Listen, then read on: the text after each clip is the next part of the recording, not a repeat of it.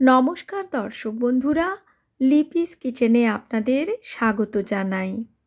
শীতের মরশুমে ঠান্ডার এই আমেজে ঝালঝাল পালং চিকেন খাওয়ার মজাই আলাদা। রুটি, পরোটা, নান, প্লেন রাইস কিংবা জিরা রাইস সব কিছুর সঙ্গেই অসম্ভব টেস্টি লাগে খেতে। আশা করছি আমার আজকের এই রেসিপিটি আপনাদের ভীষণ ভালো লাগবে। আমার চ্যানেল এখনও না সাবস্ক্রাইব করা থাকলে চ্যানেলটি সাবস্ক্রাইব করার অনুরোধ রইল। এখানে আমি 500 গ্রামের মতো চিকেন নিয়েছি, ভালো করে ধুয়ে জল ঝরিয়ে বোলের মধ্যে রেখেছি। এখন মিশিয়ে দিচ্ছি অল্প একটু হলুদের গুঁড়ো, হাফ চামচের একটু কম দিলাম লাল লঙ্কার গুঁড়ো, দিয়ে দিচ্ছি হাফ চামচ মতো আদা রসুন বাটা, আর এখন মিশিয়ে দিচ্ছি প্রায় 4 টেবিল চামচ মতো টক দই। দইটাকে কিন্তু খুব ভালো করে ফেটিয়ে তারপর যোগ করে দিতে হবে। এছাড়াও এখানে দিয়ে দিচ্ছি পরিমাণ মতো লবণ। এবার চিকেনটাকে সমস্ত কিছুর সঙ্গে ভালো করে মেখে নিয়ে ম্যারিনেট হওয়ার জন্য রেখে দেব 15-20 মিনিটের জন্য। সেই সময় আমরা এই রেসিপির জন্য মশলা তৈরি করে নেব। তবে মশলা বানানোটা আর আপনাদের আলাদা করে দেখাচ্ছি না, রান্না করতে করতেই একেবারেই দেখিয়ে দেব। 15-20 মিনিট পর এখানে আমি একটি কড়াই গরম করে নিয়েছি সর্ষের তেল। তেল গরম হলে ফোড়ন হিসেবে দিয়ে দিচ্ছি দারচিনি, ছোট এলাচ দুটো, একটি বড় এলাচ, কয়েকটি গোটা গোলমরিচ আর ছোট্ট একটি জয়িত্রী ফুলের টুকরো। দিয়ে দিয়েছি অল্প একটু গোটা জিরে। ফোড়নটাকে কয়েক সেকেন্ড একটু নাড়াচাড়া করে নেব, যাতে করে ফোড়নের মিষ্টি গন্ধ তেলের মধ্যে বের হয়ে আসে। আর তারপর এখানে দিয়ে দিচ্ছি কুচিয়ে রাখা পেঁয়াজ। এখানে আমি 3টে বড় সাইজের পেঁয়াজকে বেশ ভালো করে মিহি করে কুচিয়ে রেখেছিলাম। পেঁয়াজটাকে বেশ একটু নরম হওয়া পর্যন্ত আমরা ভাজা করে নেব। এর মধ্যে আমি অল্প একটু চিনি যোগ করে দিচ্ছি, এতে করে চিনিটা ক্যারামেল হয়ে গিয়ে পেঁয়াজে একটা সুন্দর রং ধরিয়ে দেবে। মোটামুটি 4-5 মিনিট ভাজা হওয়ার পর দেখুন পেঁয়াজটা নরম হয়ে গেছে, হালকা একটা গোলাপি রঙও ধরে গেছে। এই পর্যায়ে আমরা যোগ করে দিচ্ছি এখানে 1 টেবিল চামচ ভর্তি করে আদা রসুন বাটা। ম্যারিনেট করার সময়ও আদা রসুন বাটা দিয়েছিলাম, এখানে 1 টেবিল চামচ দিলাম। আদা রসুন বাটা দিয়ে প্রায় 2 মিনিট মতো লো ফ্লেমে একটু কষিয়ে নেব, যাতে করে আদা রসুনের কাঁচা গন্ধটা চলে যায়। আর তারপর এখানে আমরা যোগ করে দিচ্ছি ম্যারিনেট করে রাখা চিকেন। এবার কিন্তু চিকেনটাকে আমরা মিডিয়াম হাই ফ্লেমে রেখে খুব ভালো করে কষাতে থাকব। আস্তে আস্তে দেখবেন চিকেনের রঙটা কিন্তু পরিবর্তন হবে। সময় নিয়ে ভালো করে আমরা চিকেনটাকে কষিয়ে নিচ্ছি, আর এই সময় চিকেন থেকে জল বের হতেও শুরু করেছে। দিয়ে দিচ্ছি এখানে গুঁড়ো মশলা, 1 চামচ লাল লঙ্কার গুঁড়ো, 1 চামচের একটু কম জিরে গুঁড়ো, 1 চামচ ধনে গুঁড়ো, অল্প পরিমাণ হলুদের গুঁড়ো আর 1 চামচ দিলাম কাশ্মীরি লাল লঙ্কার গুঁড়ো। লঙ্কার পরিমাণটা আপনারা নিজেদের পছন্দ অনুযায়ী একটু বাড়িয়েও দিতে পারেন। এবার খুব ভালো করে সমস্ত মশলা একসঙ্গে দিয়ে কষিয়ে নিচ্ছি। আর যেহেতু চিকেন থেকে জল বের হয়েছে, তাই গুঁড়ো মশলাগুলো দিয়ে কষানোতে অসুবিধে হবে না, আর পুড়ে যাওয়ারও কোনো ভয় নেই।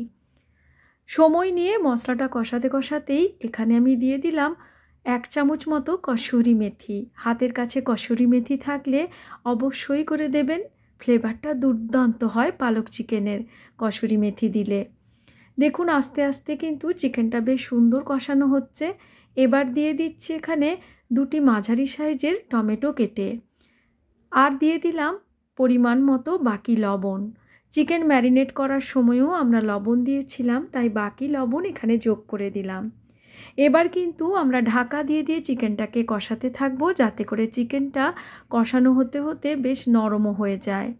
এখন গ্যাসের ছোট বার্নারে লো ফ্লেমে চিকেনটাকে ঢাকা দেওয়া অবস্থায় রান্না করতে দিয়ে বড় বার্নারে বেশ কিছুটা জল গরম করতে বসিয়েছিলাম। 1 আঁটি পালং শাক খুব ভালো করে বেছে নিয়ে এখন জলের মধ্যে দিয়ে দিচ্ছি। পালং শাককে আমরা কিন্তু এখানে খুব বেশি নরম হতে দেব না, হালকা একটু সেদ্ধ করেই জল থেকে নিয়ে নিচ্ছি। এর থেকে কিন্তু বেশি নরম করার প্রয়োজন নেই। পালং শাকটাকে আমরা রেখে দিলাম একটু ঠান্ডা হওয়ার জন্য। এদিকে চিকেনের ঢাকনাটা খুলে একটু নাড়াচাড়া করে দিলাম। চিকেন কিন্তু বেশ কিছুটা সেদ্ধ হয়ে এসেছে। এখন আমি এই পালং শাককে নিয়ে নিচ্ছি গ্রাইন্ডিং জারে। এর মধ্যে নিলাম 1 মুঠো মতো ধনেপাতা আর 2টি কাঁচা লঙ্কা। ঝাল বেশি খেলে লঙ্কার পরিমাণ বাড়িয়ে দিতে পারেন। সমস্ত কিছুকে একসঙ্গে বেটে নিয়েছি আর তারপর চিকেনের সঙ্গে পালং শাক, ধনেপাতার কাঁচা লঙ্কা বাটা যোগ করে দিলাম। এবার ফ্লেমটাকে হাইতে দিয়ে খুব ভালো করে কষাতে হবে। চিকেন মোটামুটি আমাদের বেশ অনেকটাই সেদ্ধ হয়ে এসেছে আর পালং শাকও কিন্তু আমাদের সেদ্ধ করে তারপর বাটা আছে, তাই রান্নাটা হতে আর খুব বেশি সময় লাগবে না। ভালো করে পালং শাক আর চিকেনকে মশলার সঙ্গে একসঙ্গে বেশ একটু সময় নিয়ে এখন এভাবেই কষাতে থাকবো। আপনারা চাইলে এখানে অল্প একটু গরম জলও যোগ করতে পারেন। দেখুন আস্তে আস্তে দেখুন পালং শাকের কালারটা অনেকটা ঘন রং ধরে যাচ্ছে। একটু সময় ঢাকা দিয়েও রান্না করে নিয়েছি যাতে করে পালং শাক আর চিকেনের ফ্লেভারটা একে অন্যের সঙ্গে ভালো করে মিশে যেতে পারে। পালক চিকেনের স্বাদকে বাড়িয়ে দেওয়ার জন্য আমি এখানে একটি বিশেষ কাজ করব। পাশের বার্নারে একটি তড়কা প্যানে নিয়ে নিচ্ছি 1 চামচ মতো বাটার। বাটারটা মেল্ট হতে দিয়ে এর মধ্যে দিয়ে দিচ্ছি 5-6 কোয়া রসুনকে ছোট ছোট টুকরো করে কেটে। এছাড়াও এতে দিয়ে দিচ্ছি শুকনো লাল লঙ্কা। রসুনটাকে হালকা রং ধরা পর্যন্ত বাটারের মধ্যে ভেজে নেব, এতে করে সুন্দর একটা ফ্লেভার তৈরি হয়।